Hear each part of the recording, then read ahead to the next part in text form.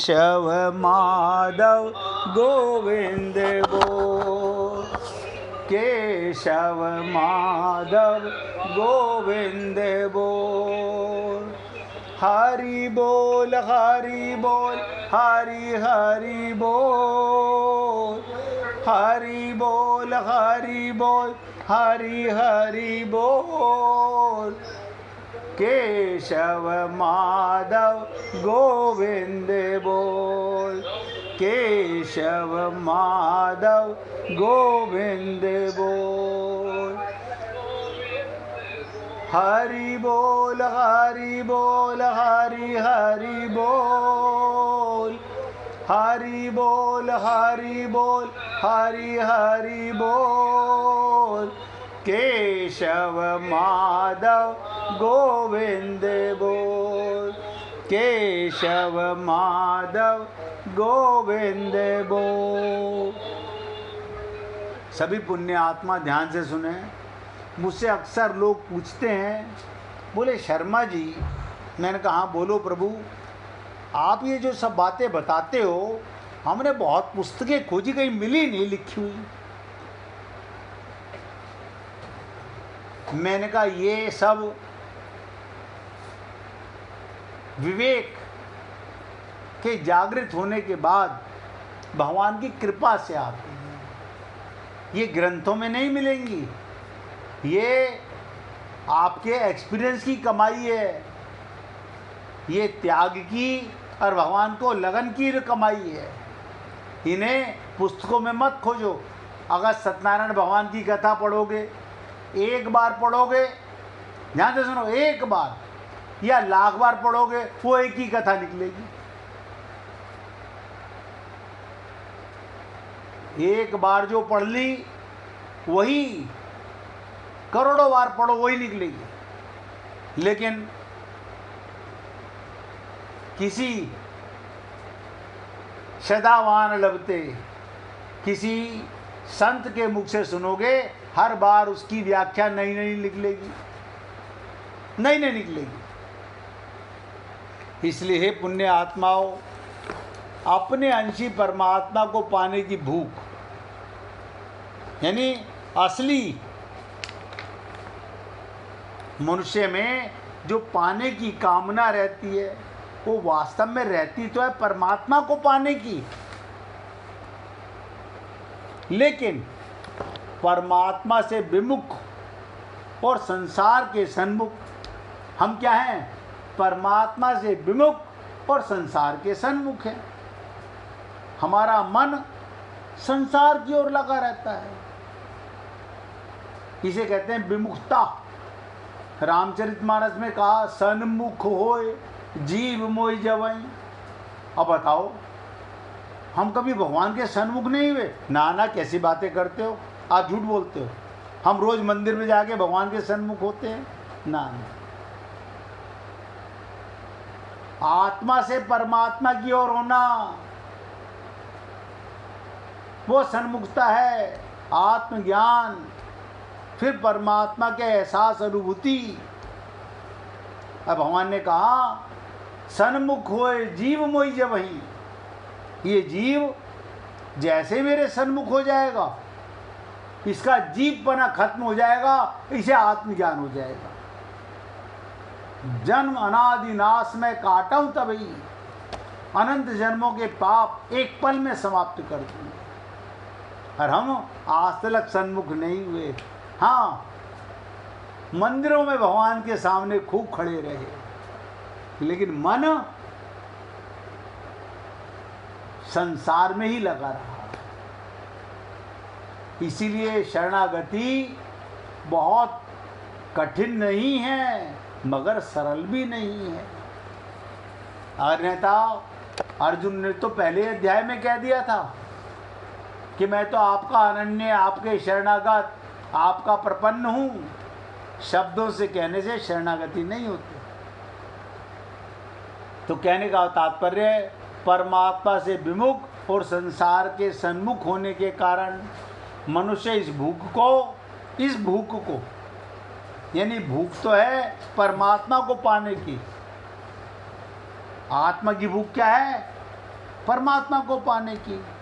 सीतारामाचार्य जी ने कह दिया इस देह में हरि मिलत हैं, हमें हरि को पाने की भूख नहीं है। हमने इसको छंद को रट लिया सीतारामाचार्य जी के। हम किसको सुना रहे हैं? इस देह में हरि मिलत हैं। आप सोचो ये किसको सुना रहे हो? सीतारामाचार्य जी ने तो हमें बताया अज्ञानता मिटाने के लिए। तो कहने का तात्पर्य परमात्मा से विमुख और संसार के सन्मुख होने के कारण मनुष्य इस भूख को सांसारिक पदार्थों से मिटाना चाहता है। सांसारिक पदार्थ विनाशी हैं, समाप्त होने वाले हैं, मरने वाले हैं, और जीव आत्मा अविनाशी है। अपना परिचय देखिए, आप अविनाशी, अरे सब विनाशी है। अविनाशी की भूख विनाशी पदार्थों से कैसे मिटेगी बताइए? आप अविनाशी हैं और आप नाशवान वस्तुओं को पाकर के भूख मिटाना चाहते हो। आपको लगता है आज मम्मी भूख, मेरे को बहुत तेज भूख लगी है, आप बाद में बात करना। मम्मी कह रही है बेटा पहले कपड़े बदल ले, हाथ मुंह धो ले। कह रही नहीं मम्मी मेरे प्राण निकल रहे हैं। माँ भी फटाफट खाना लेके आती है, ले मैं अपने हाथ से खिला देती हूँ, तू हाथ तेरे गंदे हैं मैं खिला देती हूँ। ये तो शरीर की भूख है, जिसके लिए वो बेचैन हैं, प्यास के लिए और खाने के लिए, वो तो शरीर की भूख है, शरीर की प्यास है। आत्मा की तो माँ को नहीं पता तो बेटे को क्या पता होगी? क्या आत्मा की भी कोई भूख है? इसलिए मैंने कहा सांसारिक पदार्थ विनाशी हैं और आप अविनाशी हो। अब अविनाशी होकर विनाशी चीज़ों को पाकर अब हमारी तसल्ली हो गई, हमें बड़ा आनंद आ गया, हमने ये कर लिया, भूख मिट गई। हाँ अब मिट गई। बताइए, यानी पेट भर गया, भूख मिट गई। ये हाल है हम लोगों का। सारा जीवन हो गया कुकर्म करते करते, अभी भी चेत नहीं आ रही, होश नहीं आ रहा। अविनाशी भूख विनाशी पदार्थों से मिट ही कैसे सकती है? परंतु जब तक संसार की सन्मुखता रहती है, जब तक ये जीव अपने को शरीर मानता है, सब नोट कर लो, कठिन शब्द बोल रहा हूं, शरीर मानता है, ये गुरु को और भगवान को छोड़ सकता है। ममता क्या है? उसका जो मिठास है, उसकी जो आसक्ति है, उसका जो मोह है, वो नहीं मिटता, क्योंकि इसे अपना पता ही नहीं है मैं कौन हूँ। अब किसी के घर में शादी थी, वो गुरुजी के पास गया, गुरुजी आज शाम को बारात आएगी। गुरुजी ने कहा मेरा एक काम करोगे? बोले हाँ करूँगा। ध्यान से सुनिएगा, गुरुजी ने ऐसे टाइम पर परीक्षा ली जिस दिन उसके यहाँ शादी थी, और क्या कहा, जंगल से जाकर मेरे लिए लकड़ियाँ ले आओ, मुझे हवन करना है। अब जो व्यक्ति अपने को शादी में लालायित था, परिवार में लालायित था, शरीर मानता था, वो तो क्या कहा 2 मिनट में घूम के आ जाएगा, गुरुजी मिली नहीं मेरे को, जंगल में शेर आ गया मेरे सामने। झूठ बोलेगा। क्यों? अंदर से मन कुलमुला रहा है, परिवार का क्या होगा, पोते का क्या होगा, पोती का क्या होगा, वहां जाना जरूरी था। अब सोचो, शरणागति कहते हैं हम लोग, झूठ बोलते हैं अपने आप को, हम शरणागति में हैं, माया के सन्मुख हैं, अब भगवान को पाना चाहते हैं। और जिसने गुरु की शरणागति कर दी वो कहेगा गुरुजी अभी गया, रात तक तलाशता रहा, बारात आई, शादी हो गई, लड़की विदा हो गई, उसके चेहरे पर कोई शिकन नहीं है, कोई शिकन नहीं है। क्यों? वो शरणागत है। ये गुरु की जिम्मेदारी थी, भगवान की जिम्मेदारी थी, लेकिन हम अपनी इस खोपड़ी की जिम्मेदारी समझते हैं। इसीलिए मैंने कहा अविनाशी की भूख विनाशी पदार्थों से मिट नहीं सकती। आप अविनाशी हैं, मैं नहीं बोल रहा हूँ। रामचरितमानस में आपको परिचय दिया, ईश्वर अंश जीव अविनाशी, ये मैं नहीं बोला, रामायण बोल रही है। भगवान शंकर के हृदय से आ रही है आवाज, ईश्वर अंश जीव अविनाशी। ये आत्मा अविनाशी है, अविनाशी संसार में फंसा हुआ है। आपको क्या पता? इन रिश्ते नातों में मैंने तो कोई शहद टपकते देखा नहीं, कोई टपकते नहीं देखा, लेकिन हम पागल हुए पड़े। भगवान को छोड़ देंगे, कोई फर्क नहीं पड़ता। अरे बाबा, ऐसे ऐसे करोड़ों पोता पोती, बेटा बेटी, परिवार, पति पत्नी छोड़ चुके हो, लेकिन ये अज्ञानता नहीं मिटी हमारी अब तक। इसलिए अविनाशी की भूख विनाशी पदार्थों से मिट नहीं सकती, परंतु जब तक संसार की सन्मुखता रहती है, जब तक हम मन के गुलाम हैं, संसार के सन्मुख रहेंगे, तब तक पाने की कामना बनी रहेगी। जब तक मनुष्य में पाने की कामना रहती है, तब तक उसमें करने का वेग बना रहता है। इस प्रकार जब तक पाने की कामना और करने का वेग है, अर्थात पदार्थ और क्रिया से संबंध बना हुआ है, तब तक, ध्यान से सुनो, जन्म मरण का चक्कर नहीं छूटेगा।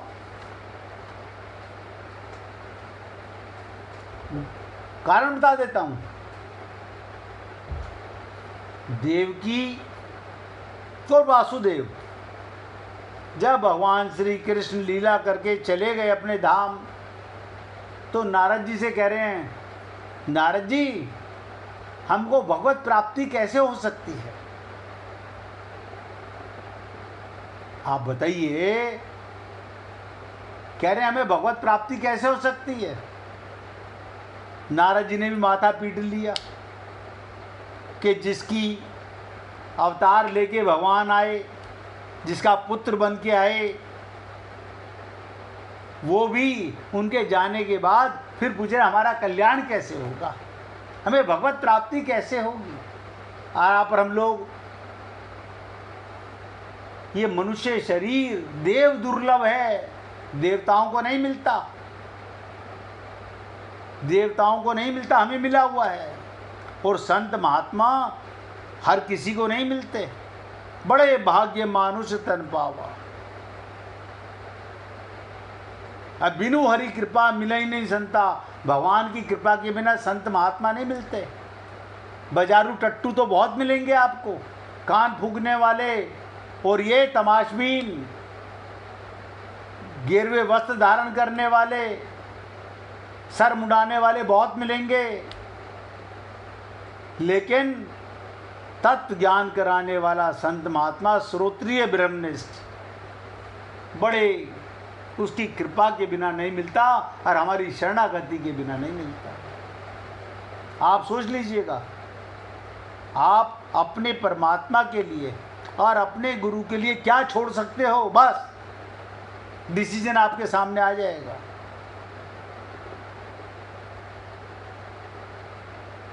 भगवत प्राप्ति कठिन नहीं है, इस खोपड़ी के अंदर दृढ़ता की कमजोरी है। इसलिए कहा गया पदार्थ और क्रिया से संबंध जब तक बना रहेगा, जब तक पदार्थ से और क्रिया से मैं करता हूँ, ये सामान मेरा है, शरीर मेरा है, जब तक इनसे संबंध बना रहेगा, तब तक पुनरपि जननम पुनरपि मरणम आप हम लोग संसार में आते रहेंगे। इससे छूटने का उपाय,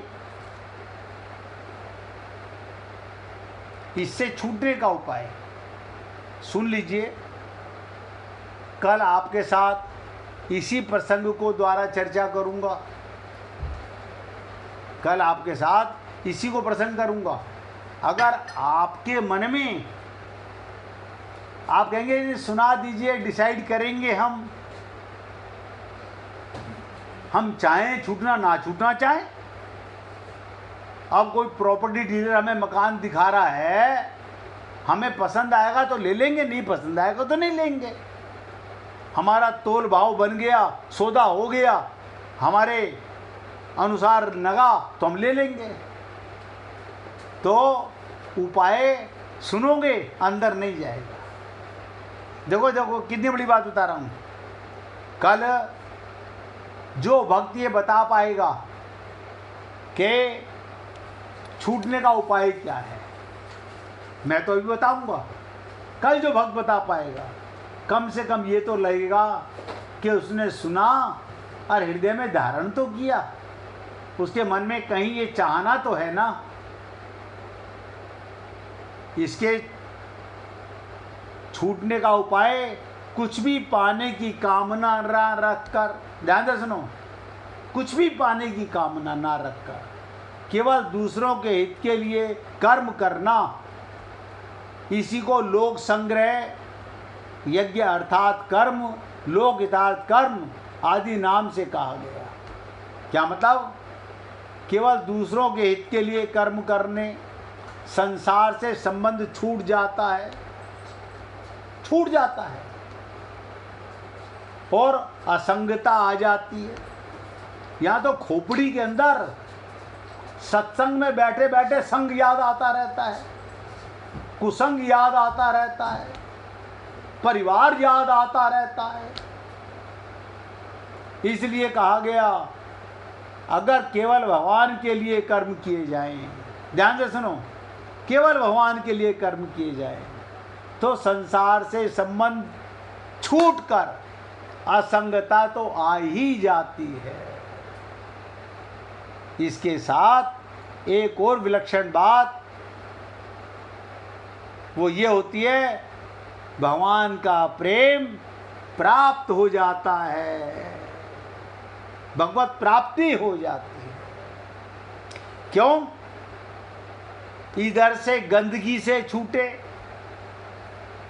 हम मक्खी हैं, मल पे बैठे तो मल मिलेगा, फूल पे बैठे तो सुगंध मिलेगी, शहद मिलेगा। अब डिसाइड हमें करना है, खोपड़ी में मल ज़्यादा भूख है या भगवत प्राप्ति की भूख है। ये पुण्य आत्माओं निवेदन करना मेरा कार्य है, डिसाइड हम लोगों को करना है। हमारे लिए हमारे पिताजी डिसाइड नहीं करेंगे, माताजी डिसाइड नहीं करेंगी, कोई पति पत्नी डिसाइड नहीं करेगा, ये हमको खुद डिसाइड करना पड़ेगा। अब चलते चलते एक श्रोता ने अपने गुरु से एक प्रश्न किया, जब भगवान, क्या कहा, जब भगवान अपने हैं तो फिर हम उनसे बिछुड़ कैसे गए? ध्यान से सुनिएगा। एक भक्त ने अपने गुरु से पूछा, आप कहते हो भगवान अपने हैं, फिर हम उनसे बिछुड़े कैसे? 84 लाख योनियों के चक्कर में कैसे पड़ गए? ये कृपया बताने का प्रयत्न करें। तो गुरु ने क्या कहा, बता तो दूंगा पर इसमें आपको फायदा नहीं है, नुकसान होगा। बोले मैं बता दूंगा, आपको फायदा नहीं होगा, नुकसान होगा। मैल कैसे लगा, कब लगा, इससे क्या फायदा? मैल कब लगा, कैसे लगा, कब कीचड़ चिपट गई, कब ममता मोह आसक्ति चिपट गई, ये जानने की आवश्यकता नहीं। उसको साफ कर दो, इतनी सी बात है। बीती हुई बात की चिंता करना बुद्धिमानी नहीं। एक कहावत है, गई तिथि ब्राह्मण भी बांधता नहीं, जो गई सो गई। आज आपको रुपए और भोग अच्छे लगते हैं, बहुत ध्यान से सुनिएगा। आज हम लोगों को पैसा और इंद्रियों का भोग अच्छा लगता है, बस यही बंधन का कारण है। जब तक ये अच्छे लगते रहेंगे तब तक छूटोगे नहीं, और जब ये अच्छे लगने बंद हो जाएंगे पट प्राप्ति हो जाएगी। पट माने तुरंत। हम इसलिए फंसे हैं, हम रुपयों और भोग चाहते हैं, मान बढ़ाई चाहते हैं, सत्कार चाहते हैं। ये चाहना छोड़ दें, सब ठीक हो जाए। इसलिए पुण्य आत्माओं,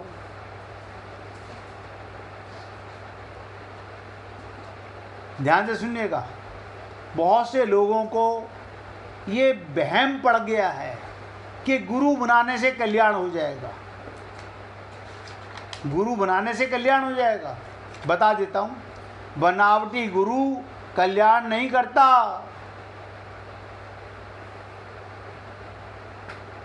भगवान की कृपा जो आत्मज्ञान करा सके, तुम्हारा माया का भ्रम, अंधकार, प्रपंच मिटा सके, वो गुरु कड़वा जरूर लगेगा, मगर हम पुण्य आत्माओं का कल्याण कर सकेगा। आज मैं अपने शब्दों को यहाँ विराम दे रहा हूँ। कल इसी श्लोक की विशेष से विशेष चर्चा, गूढ़ से गूढ़ चर्चा। और मैंने आपको कहा, आखिरी बात कही थी, जहाँ ये बंधन छूटा भगवान का प्रेम प्राप्त हो जाएगा। अब कल आप सोचिएगा कि संसार से छूटने के बाद क्या गारंटी है भगवान मिल जाएंगे। हमने आपसे कहा था, इसका किसे याद रहेगा, क्या छोड़ना है, तब भगवान मिलेंगे। भगवान की प्राप्ति में दिक्कत नहीं है, हमारे छोड़ने में। कुसंग से मन हटना नहीं चाहता। इसलिए आज शब्दों को विराम दे रहा हूँ, बाकी की चर्चा कल। अब गुड्डी जी से भजन सुनिए, सुनाइए। दुनिया हुई दीवानी तेरे प्यार में कन्हैया, देखा अजब नजारा दरबार में कन्हैया। दुनिया हुई दीवानी तेरे प्यार में कन्हैया,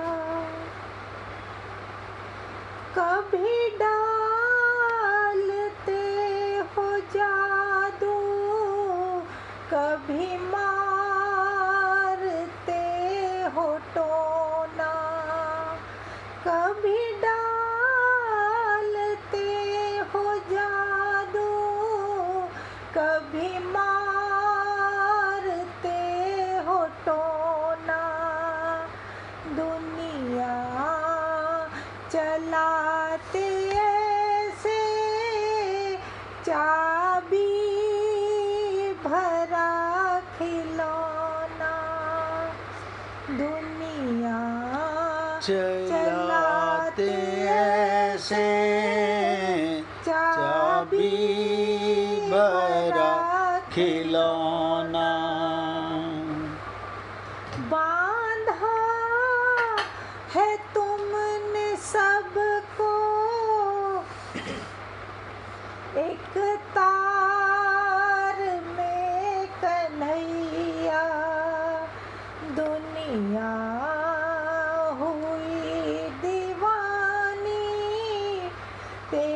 प्यार में कन्हैया। आँखों में बस गया है दिलकश तेरा नजारा। आँखों में बस गया है दिलकश तेरा नजारा। जिसने भी तुझको देखा वो हो गया तुम्हारा।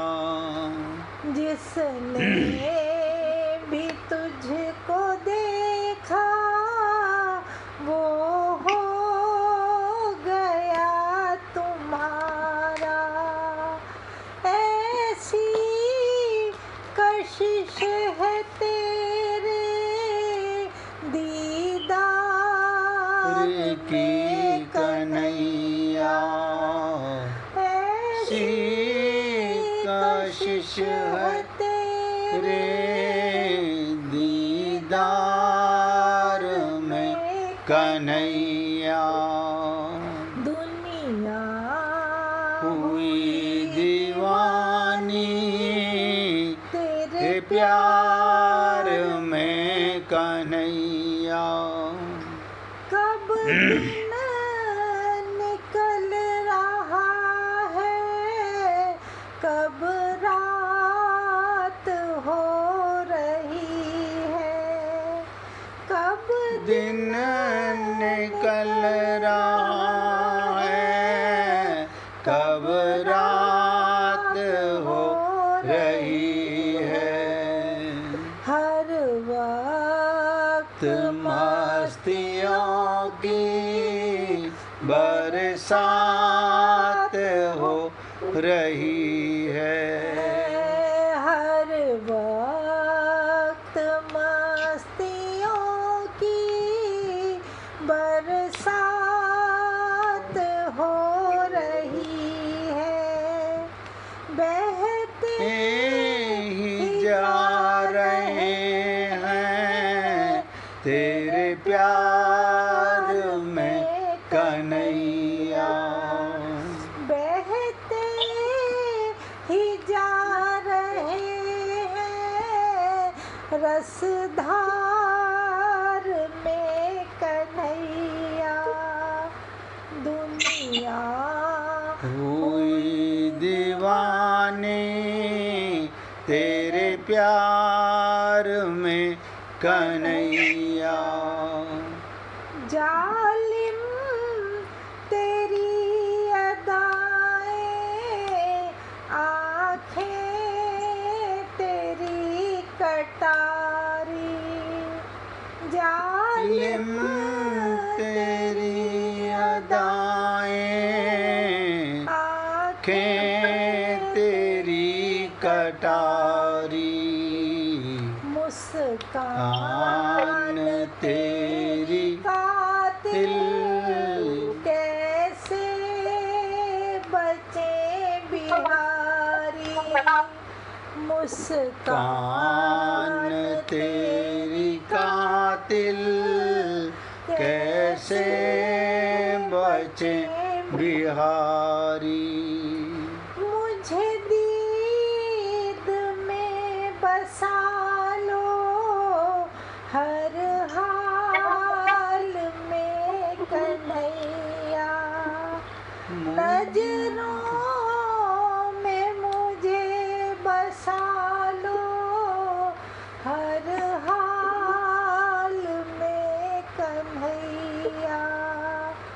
दुनिया हुई दीवानी तेरे प्यार में कन्हैया। देखा अजब नजारा दरबार में कन्हैया। बोलिए वृंदावन बिहारी लाल की जय। जय जय श्री राधे।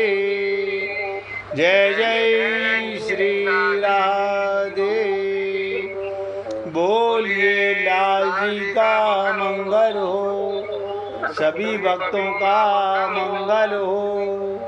सबको राधे राधे भैया, सबको राधे राधे भाई, राधे राधे, राधे राधे जी, राधे राधे, सबको राधे राधे, राधे राधे भैया, राधे राधे, सबको राधे राधे जी।